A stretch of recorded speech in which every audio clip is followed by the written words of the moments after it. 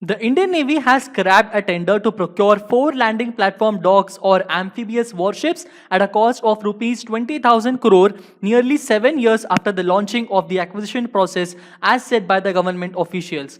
The withdrawal of a request for proposal RFP for the long pending project was triggered by the Navy's requirement of new specifications for the amphibious warships, which are also known as the landing platform docks. LPDs are used to transport troops, land warfare assets such as tanks, helicopters, and also vessels into a war zone by sea.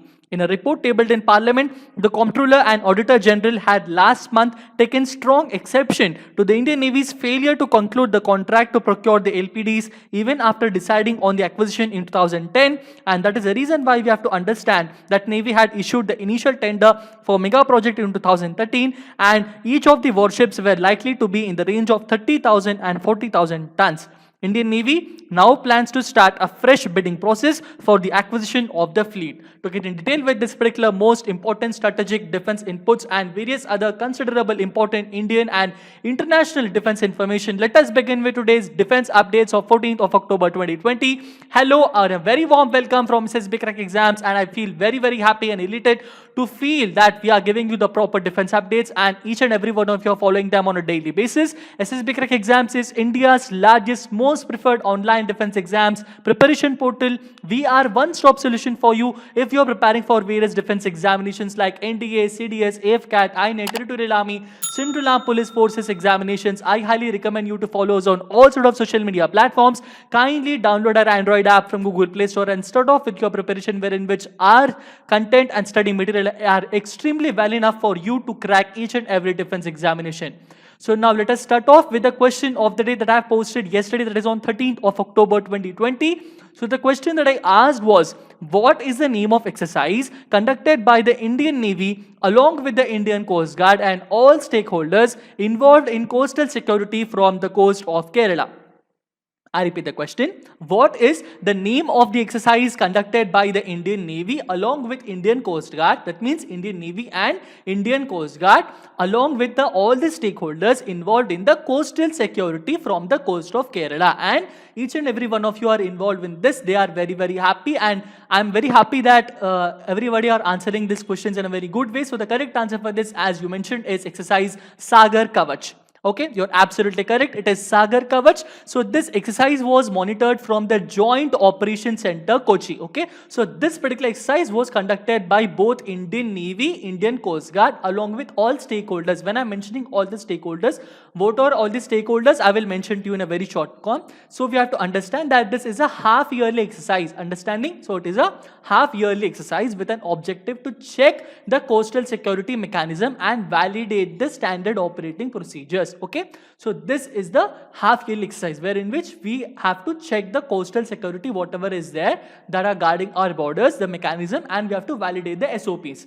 So this exercise is conducted along the coastal areas of Kerala, Karnataka, Lakshadweep, and it assumes a significance in the backdrop of the prevailing security situations in the country also. Okay, so what are all the stakeholders that I was mentioning here? So the stakeholders that were mentioned from apart from the Indian Navy and Coast Guard, they include the coastal police, the coastal district administration, the Kochi port, the Fisheries Department, Customs Department, Marine Enforcement Wing MEW, Central Industrial Security Force CISF, Intelligence Bureau IB, and Lighthouse Department, and also the fishermen community have also been participated in this exercise. So it was a very important and a consolidated exercise which is conducted by all the stakeholders including Indian Navy and Coast Guard that perform and that they check about the coastal security of our country along the coast of Kerala, Karnataka. Okay, so going through with the first and foremost important defense update for today that I want to discuss is about that the Lieutenant General PGK Menon, he assumes the command of the 14 Corps. Okay,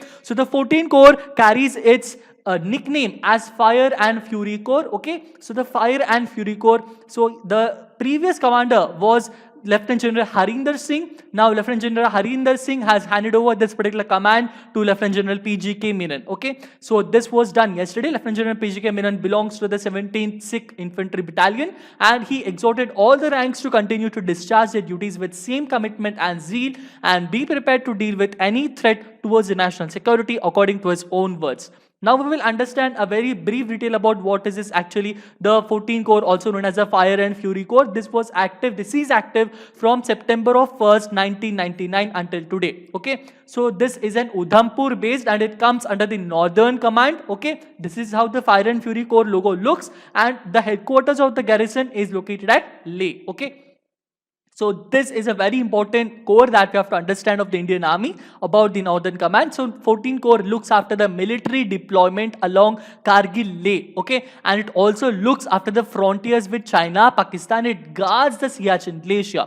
The very prime important objective of this particular core is that this is strategically important to India as it is used to carry essential supplies to Siachen. Okay, that is the reason why this is considered to be extremely important. Okay, so as of now, yesterday, this particular core commander has been appointed as Lieutenant General PGK Menon. That is it regarding this new important update. Going through with the next important update is also about the next one, that the Saptashakti Command, Southwestern Army's commander, reviews the Strategic Strikers Division in Rajasthan. Who is the Saptashakti commander? He is Lieutenant General Alok Clare. He is the army commander of this command. He reviewed the operational preparedness of the Strategic Strikers Division. This is located at Alwar in Rajasthan. Okay. He also commended all ranks for their professionalism, exhorted them to continue to work with same zeal and enthusiasm. Going through with the next important update is that we also have a new commander for the White Knight Corps. Okay, along with the Fire and Fury Corps, we also have a new commander for the White Knight Corps. The White Knight Corps is a very important one.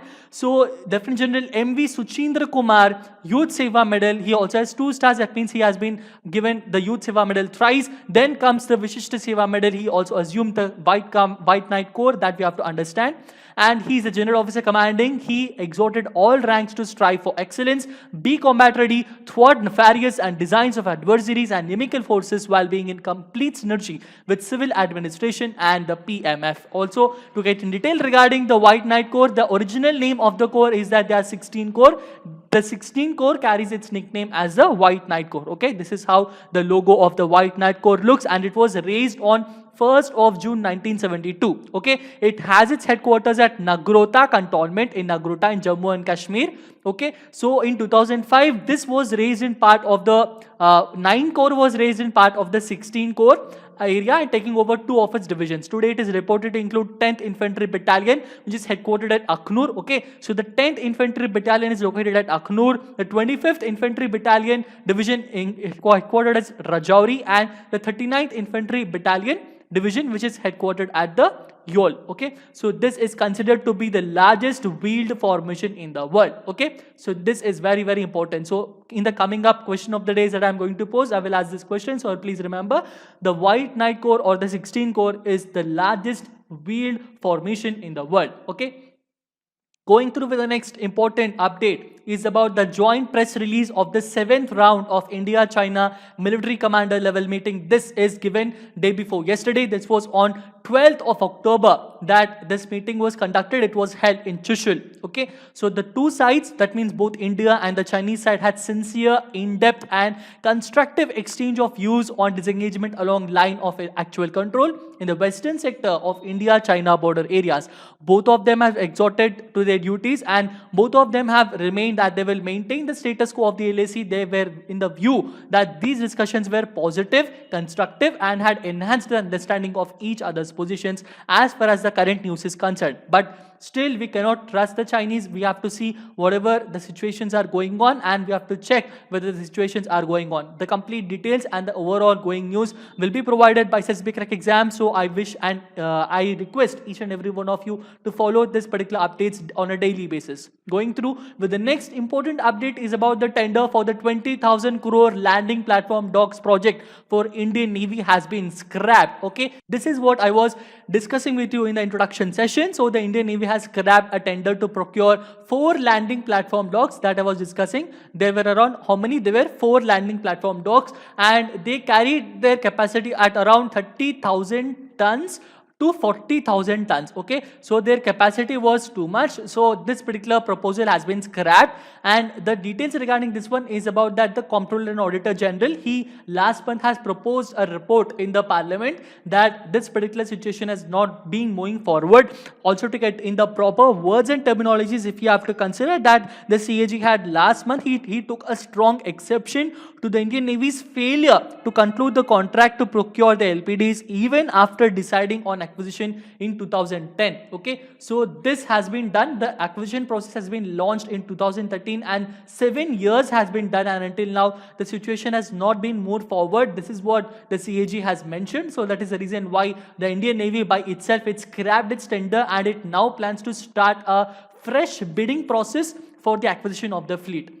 The withdrawal of the proposal for the request of proposal RFP for the long pending project was triggered by Navy's requirement of new specifications for the amphibious warships. What are landing platform docks? If you have to consider that, what are the LPDs? LPDs are very, very important. They are used to transport the troops. They are also used as the land warfare assets, and they are also used as tanks and helicopters and vessels. They can use all of these to send the tanks, warfare and vessels into a war zone by sea. Okay. Going through with the next important update that we have to understand and remember is about the China tracking Indian underwater activities in Ladakh's Pangong. So this is considered to be an extremely important update that we have to consider. Previously, we just had an input that the Chinese were there, they were carrying the water activities, they were carrying the naval activities in the area, but carrying and tracking Indian underwater activities is something which is very, very important for us to remember and consider, because this is absolutely not acceptable from both the sides. Since long, the PLA ground force has been keeping the surface of Pangong so under surveillance through high-speed patrol crafts, which include the Type 305, Type 928D boats copied from the Swedish CB90 boats. Okay, so this was also discussed 1 month back by me, so if you can remember. So as of now, using these boats, they were also tracking our underwater activities, but the latest satellite imagery shows that China is now tracking the depths of Pangong, so as well as through new techniques used for anti-submarine warfare by navies around the world. The complete details and the complete report regarding this has been given in the PDF study material. So those who already have the Android app of the SSB Crack exams downloaded, they will have a complete details regarding this particular one through the PDF study material and also through the important blog article that we are also writing on a day-to-day basis. Going through with the final important update is about that the INS Vikrant is going to begin its sea trials in December. It might begin its sea trials in the Karwar waters, which is scheduled to begin in the December.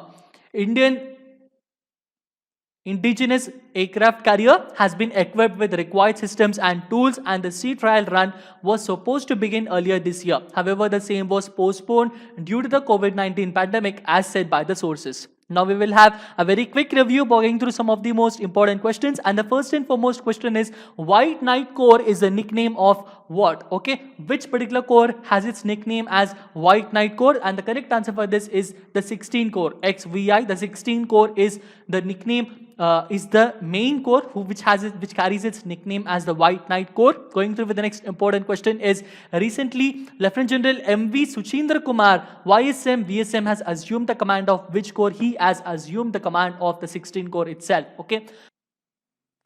Going through with the next important question is, recently Lieutenant General P.G.K. Menon has assumed the command of which particular corps? He has assumed the command of the 14 Corps. Okay, the 14 Corps carries its nickname as the Fire and Fury Corps, so he has assumed the command of that. Going through with the next important question is about that the Fire and Fury Corps has its headquarters at what? It has its headquarters and garrison at Leh. Now we will have the question of the day, and the question of the day for today is, who was the Northern Army commander during the surgical strike in September 2016?